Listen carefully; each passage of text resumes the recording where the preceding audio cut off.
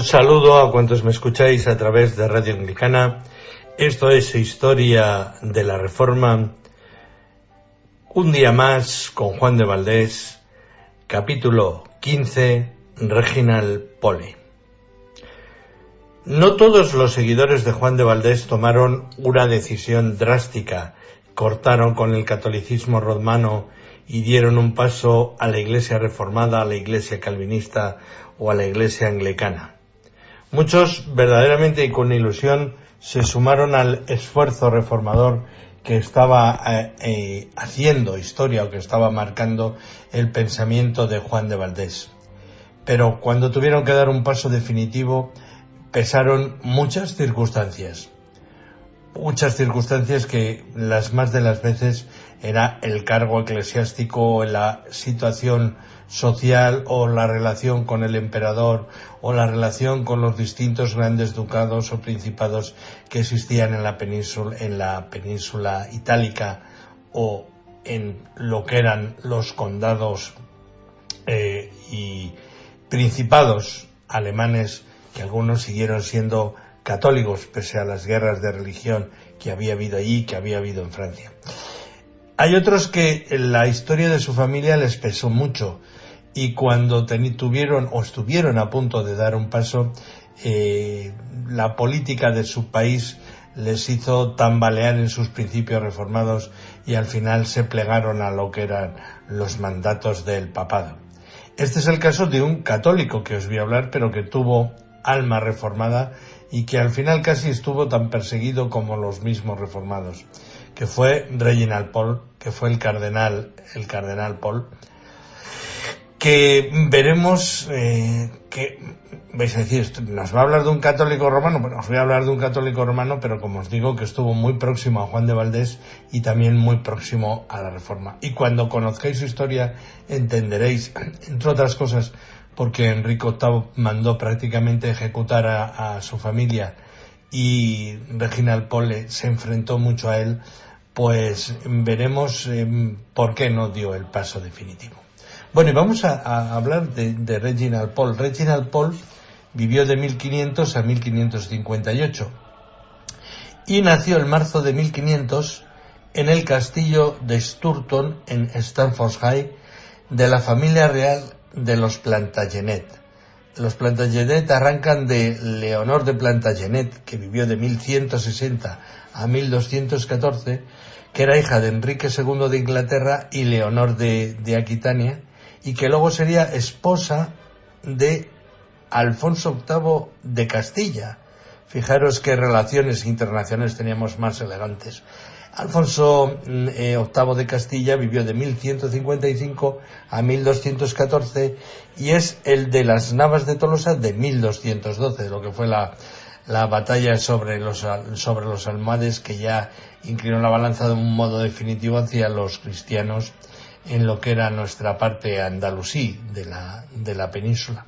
Entonces, bueno, he dicho que era la fundadora, era uno de los miembros de Leonor de Plantagenet, uno de los miembros de la familia real inglesa que entronca con nosotros.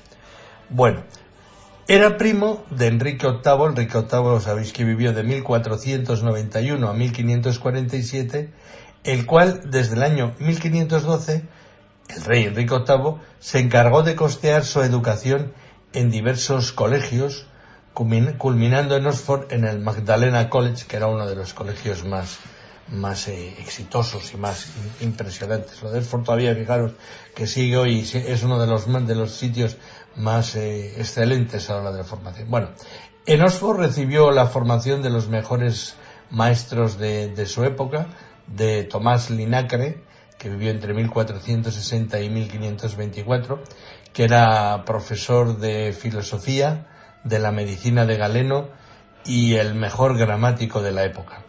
Tuvo de alumnos, además de Reginald Pole, a Tomás Moro y a Erasmo de Rotterdam, o sea que de Tomás Linacre casi nada. Tuvo también asimismo como profesor a William Latimer, que vivió de 1460 a 1545, que fue un profesor insigne de griego que había sido formado en la Universidad Italiana de Ferrara en Stende. en este, que a veces suelo decir este. Mientras se formaba, fue a la vez prebendado de diversas canonjías en distintos cabildos ingleses, y su familia tenía claro hacer de él un clérigo del más alto nivel, o bien en Inglaterra o bien al servicio del cuerpo diplomático del rey. Y en el año 1521 solicitó al rey Enrique permiso para formarse en Italia, y el rey lo becó para que estudiase durante un año en Bolonia, que era en aquel momento la universidad más de mayor categoría y de mayor profundización teológica, filosófica y del saber. Ya hemos visto que muchos personajes de Juan de Valdés se cruzaban con estar formados o habiendo acudido a formarse a Bolonia. Aquí entabló relación con los mayores eruditos del momento, que eran Christopher Longolius, Pietro Bembo, Nicolás Leoncios y Tomás Loubset. Becado por el rey de Francia, pariente de la Casa Real, de familia rica y poderosa, pues se congració a toda la nobleza de Padua, tanto civil como eclesiástica, donde residió tras dejar Bolonia. Tal fue su éxito social que Christopher Longolius, probablemente el personaje más culto de Padua, le donó su biblioteca a su muerte en 1522. Y mientras se formaba en Padua, en 1523, fue elegido Clemente VII, que era Giulio de Medici, que vivió de 1478 a 1534, y con él entró plenamente el Renacimiento en el Vaticano.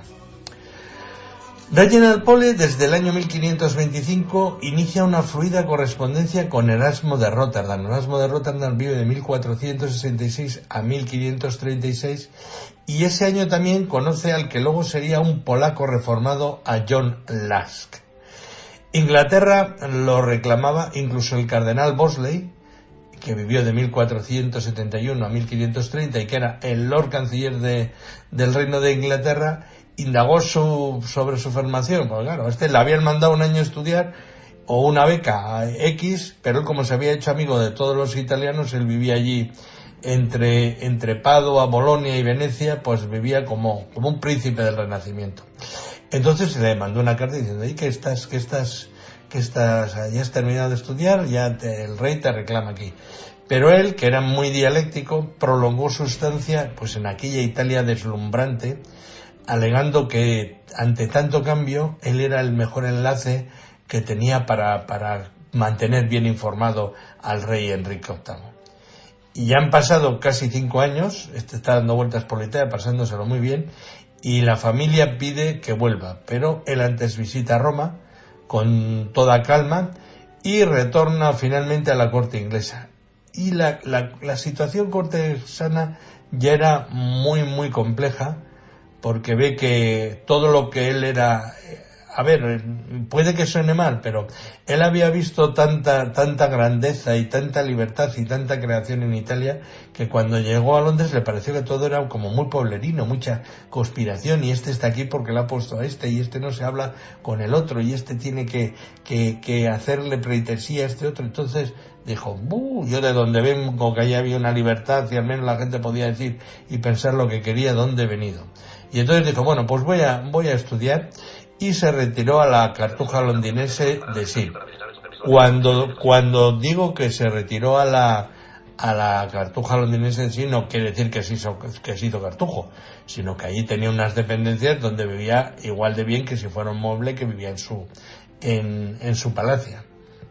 Y entonces, durante su ausencia en Inglaterra, el 14 de febrero de 1524, fue nombrado miembro del Corpus Christi Collegium por el obispo de Winchester, Richard Fox, que vivió de 1448 a 1528, que había sido fundador de dicho colegio, el más insigne de Inglaterra.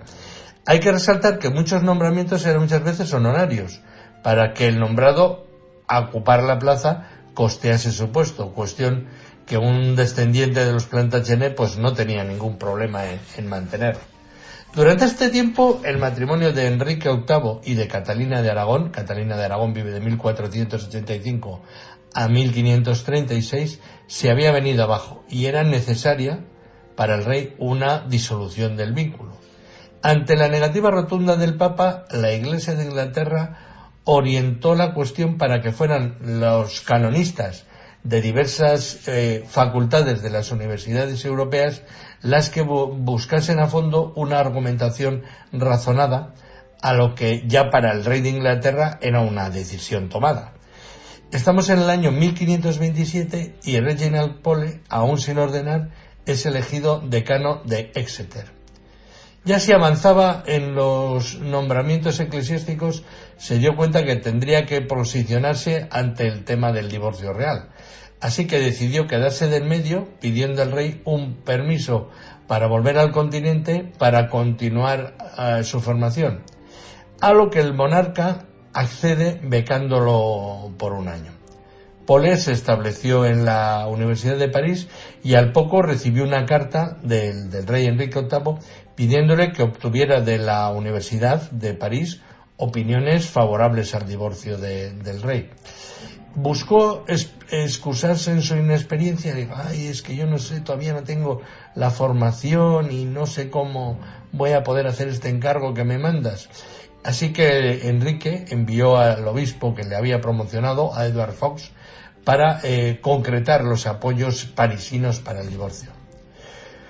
Como en el fondo era ganar opiniones para el rey de Inglaterra, pues no se comprometió en exceso Reginald Pole, máximo cuando la voluntad de los franceses ya estaba ganada para Inglaterra. Estaba ganada en el sentido que Francia e Inglaterra iban juntos contra dos de sus enemigos potenciales, que era el Papa de Roma y era todo lo que era España y lo que iba a ser el imperio germánico con Carlos V. La persuasión del rey de Francia fue muy notable en el claustro de París, máximo cuando se podía atacar y ultrajar, como os digo, al emperador en la persona de su tía, dado que Carlos V era el enemigo odiado de Francia. Pese a la poca implicación de Pole, sus servicios fueron generosamente recompensados por las arcas reales. En julio de 1513 vuelve Pole a Londres y se retira una vez más a la Cartuja de Shield. Pero la muerte del cardenal Thomas Wolsey, que muere en el año 1530, como os he dicho, tras ser acusado de alta traición por Enrique VIII, cambia la coyuntura de Pole, porque en noviembre de ese año el rey le obliga a aceptar o bien el arzobispado de York o el obispado de Winchester. Y hasta aquí nos ha traído este inicio de la vida de Reginald Pole, un futuro cardenal y uno de los personajes más controvertidos, pero a la vez uno de los personajes que vivió bajo el influjo de la Reforma de Juan de Valdés. Esto es Historia de la Reforma, de la mano de Juan de Valdés, el capítulo 15, Reginald Pole.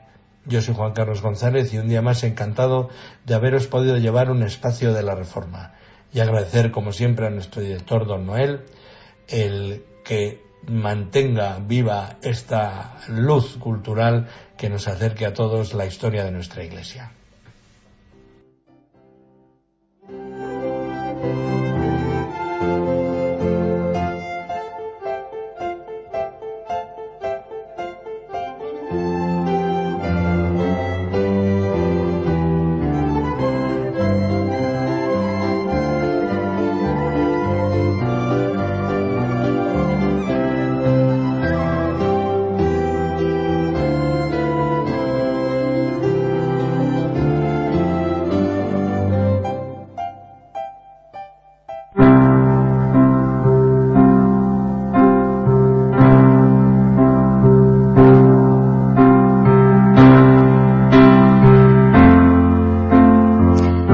Usted está en sintonía de Radio Anglicana, la voz de la Iglesia en España, transmitiendo vía internet en www.radioanglicana.es.